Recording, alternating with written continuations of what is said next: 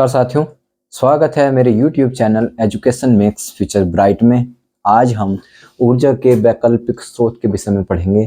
पहले हम जानते हैं कि ऊर्जा क्या होती है। ऊर्जा कार्य करने की क्षमता ऊर्जा कहलाती है। कार्य करने की जो भी क्षमता या शक्ति या ताकत होती है उसे हम ऊर्जा कहते हैं। ऊर्जा के मुख्यतः दो स्रोत हैं। ऊर्जा के स्रोत, पहला सीमित स्रोत, सीमित ऊर्जा स्रोत। दूसरा असीमित ऊर्जा स्रोत। ऐसे ऊर्जा के स्रोत जो एक सीमित मात्रा में है उनको कहते हैं हम सीमित ऊर्जा स्रोत, और ऊर्जा के ऐसे स्रोत जिनकी मात्रा सीमित नहीं है, उनकी मात्रा बहुत अधिक है, उसको कहते हैं हम असीमित ऊर्जा स्रोत। सीमित ऊर्जा स्रोत को हम अनवीकरणीय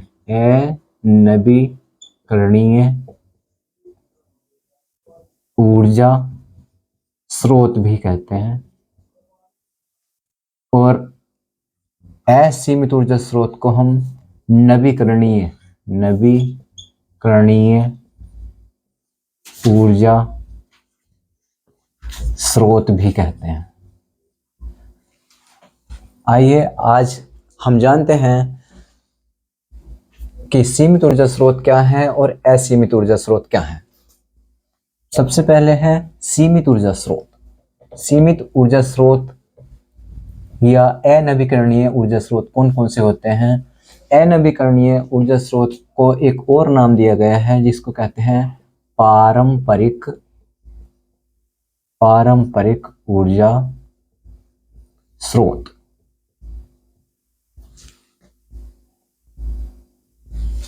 परंपरागत रूप से जब से मनुष्य का विकास हुआ है तब से खाना बनाने के लिए परंपरागत रूप से लकड़ी, कोयला,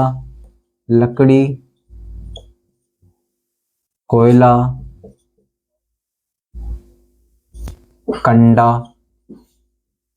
आदि ईंधनों का इस्तेमाल करता है। इन ईंधनों को कहते हैं हम पारंपरिक ऊर्जा स्रोत, नवीकरणीय ऊर्जा स्रोत या सीमित ऊर्जा स्रोत।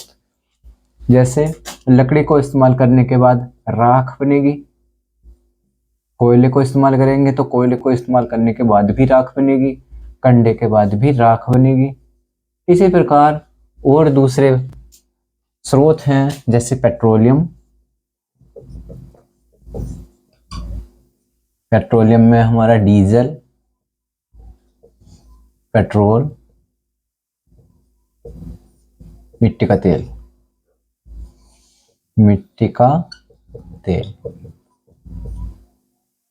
हम ईंधन के रूप में इस्तेमाल करते हैं। एक बार में इस्तेमाल किया गया ईंधन जब समाप्त होता है तो हमें पुनः लेना पड़ता है। जैसे डीजल है, कोई डीजल की गाड़ी अगर हम लें तो डीजल की गाड़ी में हमने उसके टैंक में डीजल डलवाया, और उसके बाद जैसे ही हम उसको चलाएंगे तो एक समय आने पर उसका जो टैंक है वो खाली हो जाएगा, तो हमें पुनः डीजल डलवाना पड़ेगा। इसका मतलब क्या हुआ कि सीमित ऊर्जा स्रोत का मतलब हुआ कि जब हम किसी ऊर्जा स्रोत को इस्तेमाल कर लें एक बार और वो पुनः पूरी तरह से समाप्त हो जाए, तो ऐसे ऊर्जा स्रोत कहलाते हैं सीमित ऊर्जा स्रोत। दूसरे नंबर पर आते हैं हमारे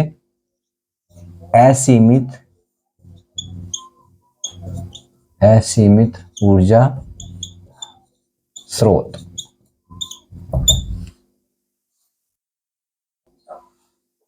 दूसरे होते हैं असीमित ऊर्जा स्रोत, या इन्हीं को कहते हैं नवीकरणीय ऊर्जा स्रोत या वैकल्पिक ऊर्जा स्रोत। वैकल्पिक ऊर्जा स्रोत नवीकरणीय, वैकल्पिक या असीमित ऊर्जा स्रोत।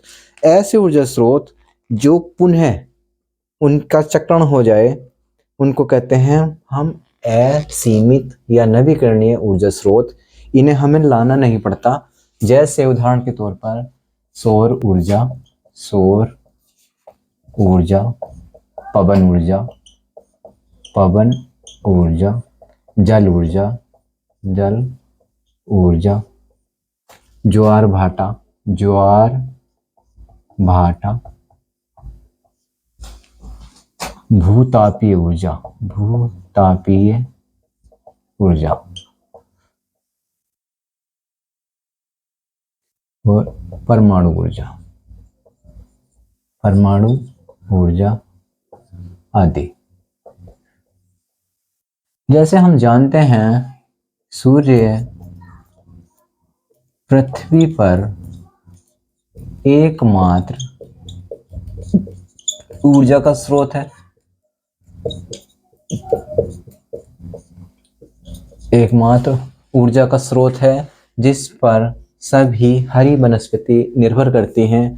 हरी वनस्पति सूर्य के प्रकाश में प्रकाश संश्लेषण की क्रिया करती हैं जिससे वह अपना खाना बनाती हैं और सभी जीव पौधों के बने हुए खाने पर ही निर्भर करते हैं, किसी भी फल के रूप में, सब्जी के रूप में और पौधों पर निर्भर करते हैं।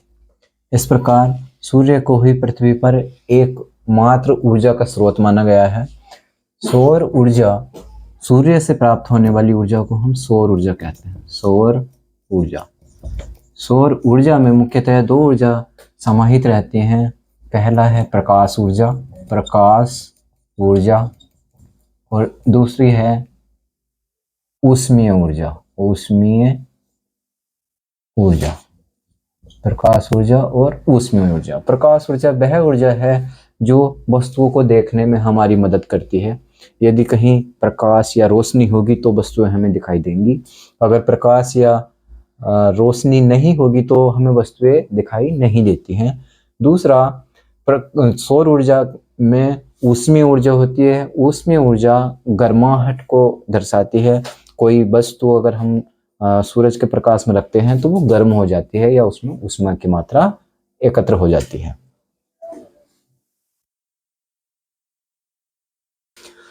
नवीकरणीय ऊर्जा स्रोत में हमने जाना सौर ऊर्जा के बारे में। सौर ऊर्जा में दो ऊर्जाएं समाहित होती हैं, एक प्रकाश ऊर्जा, एक ऊष्मीय ऊर्जा। आगे बात करते हैं जल ऊर्जा की। जल ऊर्जा, जल के अंदर दो प्रकार की ऊर्जाएं समाहित होती हैं। अगर जल कहीं एकत्र है, स्थिर है कहीं किसी स्थान पर, जैसे डैम में जल एक जगह स्थिर रहता है। जब जल स्थिर हो तब ऐसी स्थिति में होती है स्थितिज ऊर्जा, स्थितिज ऊर्जा। यदि किसी कारणवश डैम की एक दीवार टूट जाए या किसी तरह से पानी निकल आए तो ये जल तेजी से बहता है या गति की अवस्था में होता है। ऐसी स्थिति को में होती है गतिज ऊर्जा। ये कह सकते हैं जब पानी एक स्थान पर ठहरा हुआ है तो उसकी स्थिति के अनुसार जो ऊर्जा होती है उसको कहते हैं स्थितिज ऊर्जा। जब पानी किसी ऊंचे स्थान से निकल के बहना शुरू होता है या बहने लगता है तो पानी गति की अवस्था में होता है और गति के कारण जो ऊर्जा होती है उसको कहते हैं गतिज ऊर्जा। दोनों ऊर्जाओं का जो मेल होता है उसको कहते हैं यांत्रिक ऊर्जा। यांत्रिक ऊर्जा, या ये कह सकते हैं कि ठहरे हुए जल में दोनों प्रकार की ऊर्जा होती है, गतिज ऊर्जा भी होती है और प्लस स्थितिज ऊर्जा भी होती है। स्थितिज, गतिज ऊर्जा और स्थितिज ऊर्जा दोनों होती है।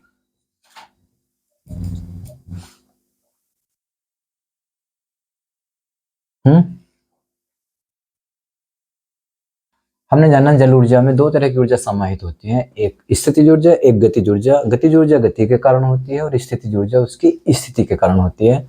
आगे जानते हैं पवन ऊर्जा। पवन ऊर्जा, पवन जैसे कि पवन का मतलब होता है हवा। पवन वायु या हवा के द्वारा जो ऊर्जा होती है उसको कहते हैं हम पवन ऊर्जा। इसका उपयोग मुख्यतया पवन चक्की चलाने के, पवन चक्की को चलाने में किया जाता है और पवन चक्की के माध्यम से गेहूं से आटा बनाया जाता है, गेहूं से आटा।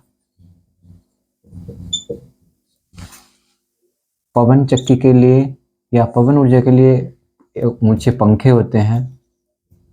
ये पंखा एक गलारी से लगा होता है, जिसको हम गलारी बोलते हैं। एक शाफ्ट के द्वारा ये एक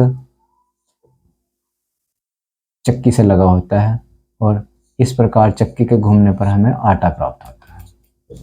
तो पवन ऊर्जा का पवन के ऊर्जा का विद्युत ऊर्जा में रूपांतरण होता है। आगे है ज्वार भाटा। ज्वार भाटा दो शब्दों के मिलने से बना हुआ है। ज्वार भाटा ऊर्जा क्या होती है? जैसे समुद्र में लहरें बनती हैं जिनको तरंग बोलते हैं, इस तरह से कह मान सकते हैं। एक तरंग ऐसे बनती है, एक सुरंग बनता है, गर्त बनता है। ये सुरंग, ये गर्त। सुरंग कहते हैं उठने को और गर्त कहते हैं गड्ढे को। एक बार ऊपर जाती है, एक बार नीचे आती है, तो इस तरह से तरंग चलती है। ऐसे ही तरंग जब समुद्र के पानी में उठती हैं तो इस तरंगों के उठने को ज्वार तथा नीचे जाने को भाटा कहते हैं। ज्वार भाटा। ऊपर उठने को ज्वार और नीचे जाने को तरंग के कहते हैं भाटा। इस प्रकार मौसमी दशाओं के अनुसार ज्वार भाटे घटते बढ़ते रहते हैं। जैसे ग्रहण की स्थिति होती है, ग्रहण तब होता है जब सूर्य, चंद्रमा और पृथ्वी तीनों एक सीध में आ जाएं, एक लाइन में। सूर्य, पृथ्वी और चंद्रमा एक लाइन में आ जाएं तो ऐसी स्थिति होती है ग्रहण की स्थिति। और ग्रहण के समय पे सुरंग और गर्त बड़े बनते हैं या ज्वार और भाटा में वृद्धि होती है। इस प्रकार इससे प्राप्त ऊर्जा ज्वार भाटा द्वारा प्राप्त ऊर्जा कहलाती है। आगे आता है परमाणु ऊर्जा, भी हम बाद में बात करेंगे। जैव ऊर्जा। जैव ऊर्जा ऐसी ऊर्जा जो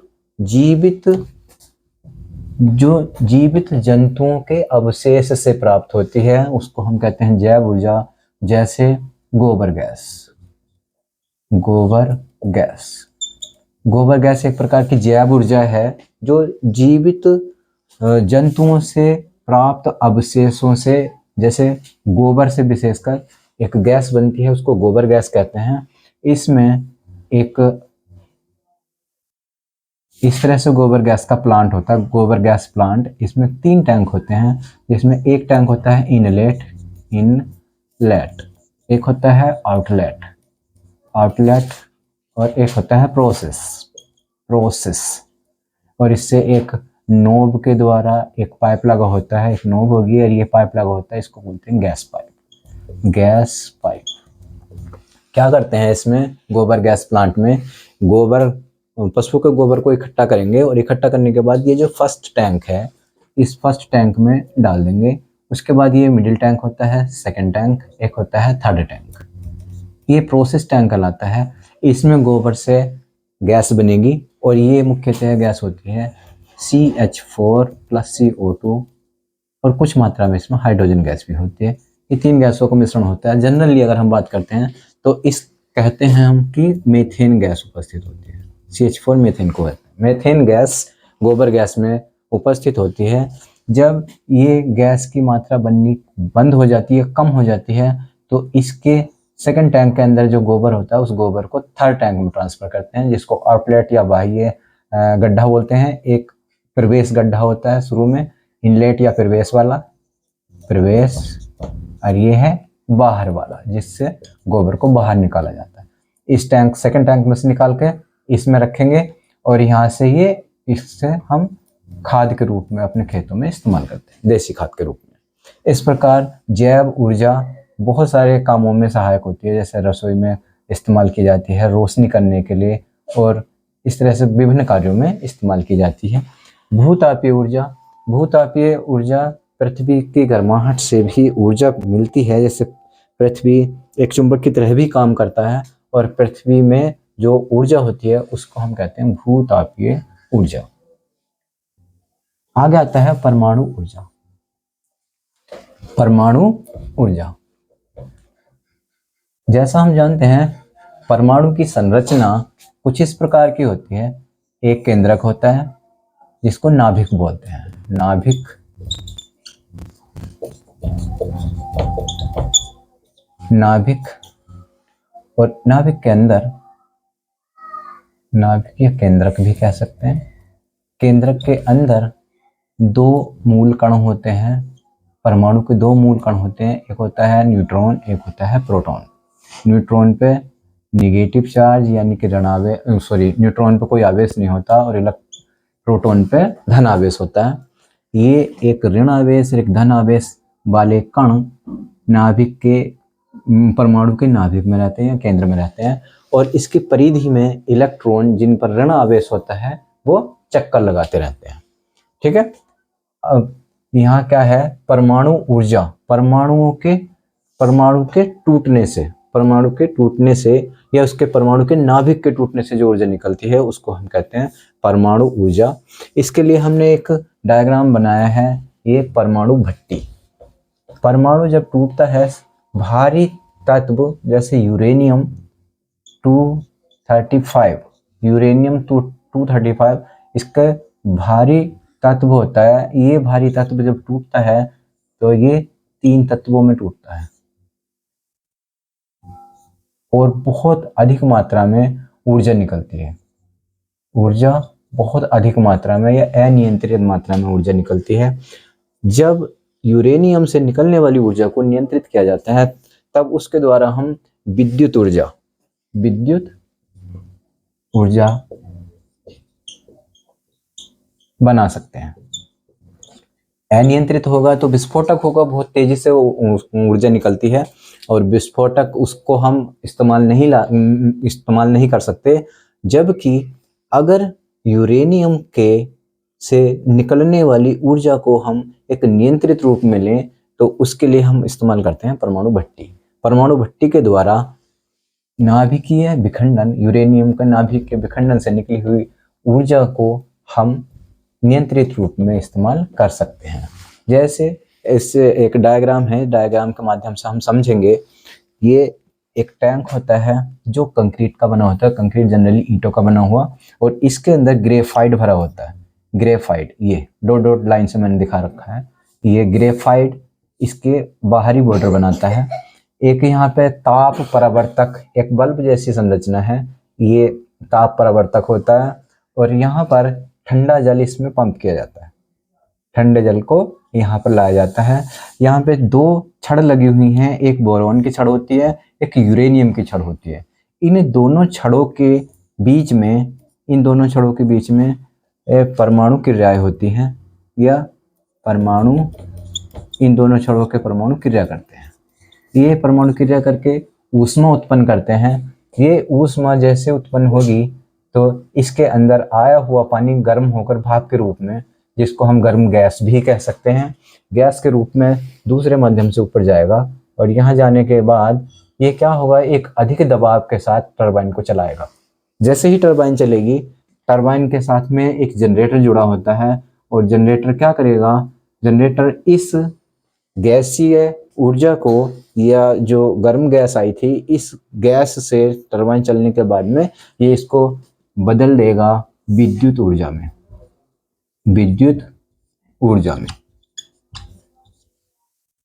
यानी कि नाभिकीय ऊर्जा से हम बनाते हैं विद्युत ऊर्जा। यदि 1 किलो यूरेनियम की दक्षता अगर 100% हो, दक्षता का मतलब हुआ कि 1 किलो यूरेनियम का जब विखंडन होगा, नाभिकीय विखंडन, जब 1 किलो यूरेनियम का नाभिकीय विखंडन करेंगे, अगर इसके नाभिकीय विखंडन से मुक्त ऊर्जा का इस्तेमाल हम 100% कर लें तो 1000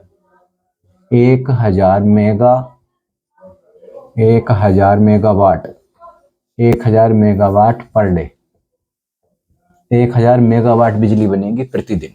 जबकि ऐसा होता नहीं है। जो यूरेनियम के नाभिकीय विखंडन की दक्षता है वो 30% ही है। यानी कि नाभिकीय विखंडन के बाद जो ऊर्जा निकलती है उसका सिर्फ 30% हिस्सा ही इस्तेमाल किया जाता है बिजली बनाने के लिए या विद्युत बनाने के लिए, और ये लगभग 300 मेगावाट पर डे, प्रतिदिन। एक दिन में लगभग 300 मेगावाट ही इस्तेमाल हो पाता है।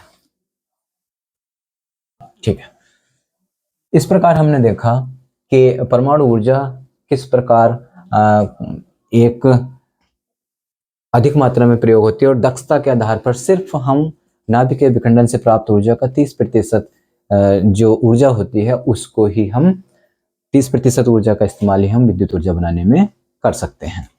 2500 टन, अगर आंकड़ों को देखें तो 2500 टन कोयला जितनी विद्युत ऊर्जा देगा 1 किलोग्राम यूरेनियम 235, 1 किलोग्राम यूरेनियम 235 के बराबर ऊर्जा देगा।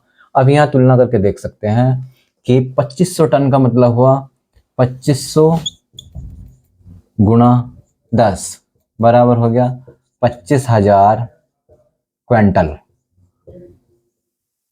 25,000 क्विंटल, अगर किलोग्राम में इसको देखें तो 25,000 गुणा 100 यानी कि 25 लाख।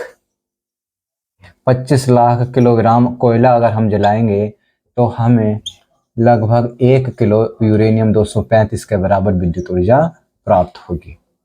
खुद तुलना करके देख सकते हैं कि अगर हम 2500 टन कोयला जलाते हैं तो 2500 टन कोयले से हमें इतनी विद्युत ऊर्जा मिलती है जितनी 1 किलोग्राम यूरेनियम को जलाने पर मिलती है।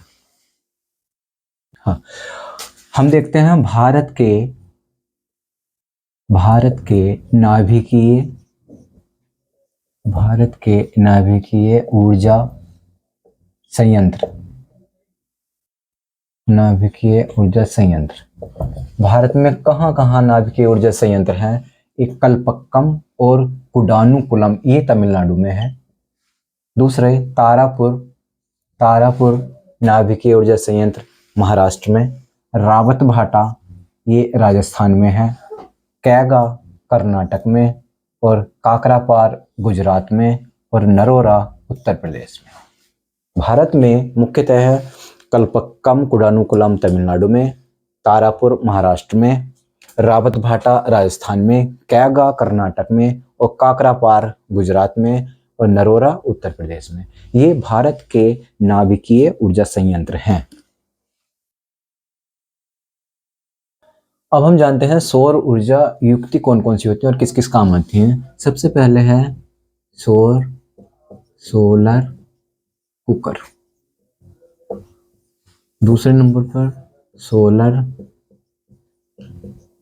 सेल, और तीसरे नंबर पर है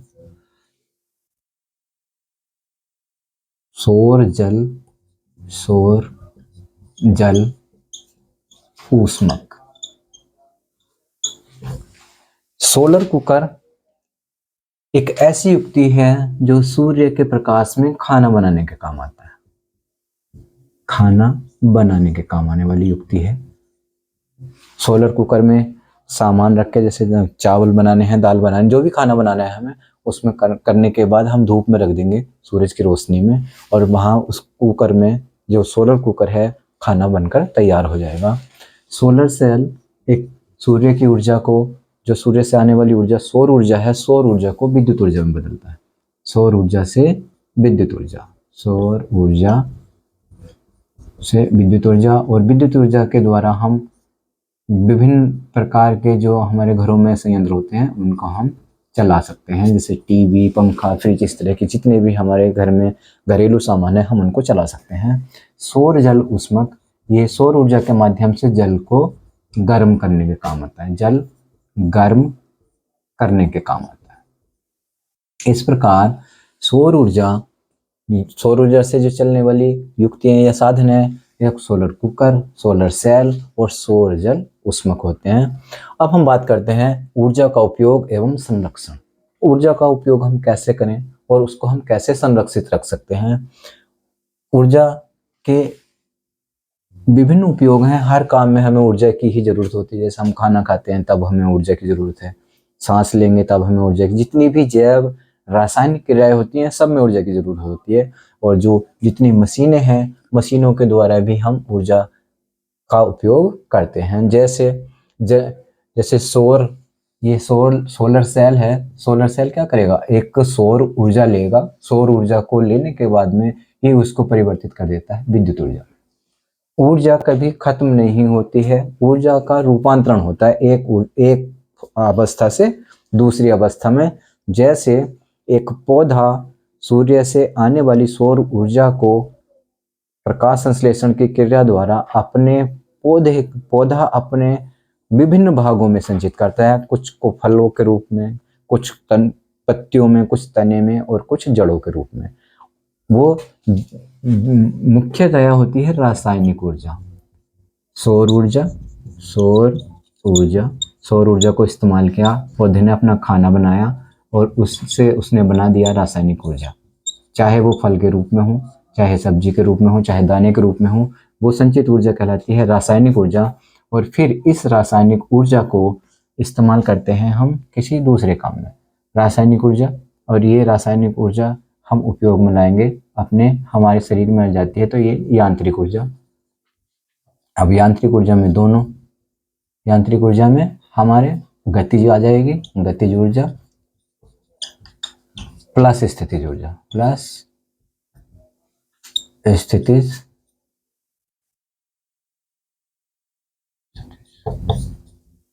गतिज ऊर्जा प्लस स्थितिज ऊर्जा। जैसे सोलर सेल सौर ऊर्जा को परिवर्तित करता है विद्युत ऊर्जा में, इसी प्रकार सौर ऊर्जा को पौधे परिवर्तित करते हैं रासायनिक ऊर्जा में, और उस रासायनिक ऊर्जा को विभिन्न ऊर्जाओं में रूपांतरित किया जाता है। ऊर्जा संरक्षण का मतलब है हम ऊर्जा का बचाव कैसे कर सकते हैं। ऊर्जा संरक्षण,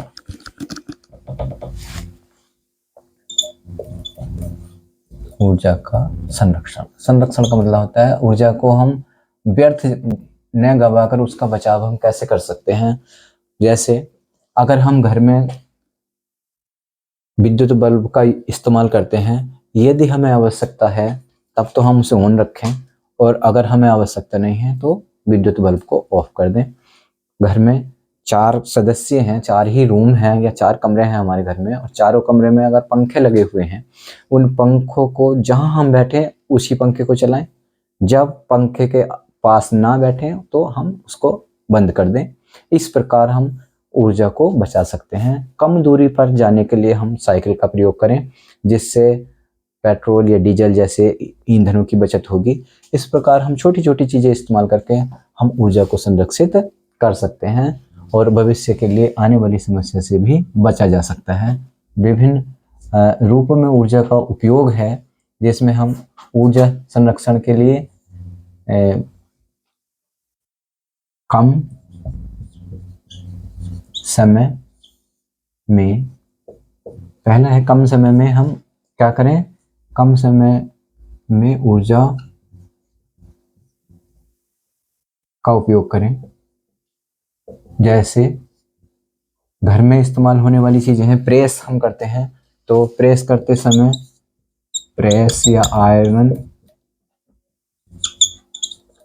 करते हुए क्या करें, जब हम प्रेस करते हैं तभी हम प्लग ऑन करें। और जैसे हम प्रेस कपड़े पे हमने प्रेस कर ली तो उसके बाद हमने प्लग भी ऑफ कर देना चाहिए। तीसरा, शादी समारोह में कम रोशनी का प्रयोग करें। इस प्रकार छोटी छोटी चीजों का ध्यान रख के हम ऊर्जा का संरक्षण कर सकते हैं। आज हमने ऊर्जा के वैकल्पिक स्रोत में ऊर्जा क्या होती है, ऊर्जा के स्रोत कौन कौन से हैं, किस तरह से नवीकरणीय ऊर्जा स्रोत कौन से होते हैं, अनवीकरणीय ऊर्जा स्रोत कौन से हैं, ऊर्जा के क्या उपयोग हैं, कहाँ कहाँ नाभिकीय ऊर्जा संयंत्र भारत में हैं, और किस प्रकार नाभिकीय ऊर्जा और एक कोयले से प्राप्त ऊर्जा की तुलना की, किस प्रकार हम ऊर्जा को प्राप्त करते हैं, किस तरह से हम ऊर्जा का संरक्षण कर सकते हैं, आज हमने सब कुछ जानने का प्रयास किया है। अगर वीडियो अच्छी लगे तो लाइक, शेयर और सब्सक्राइब करना।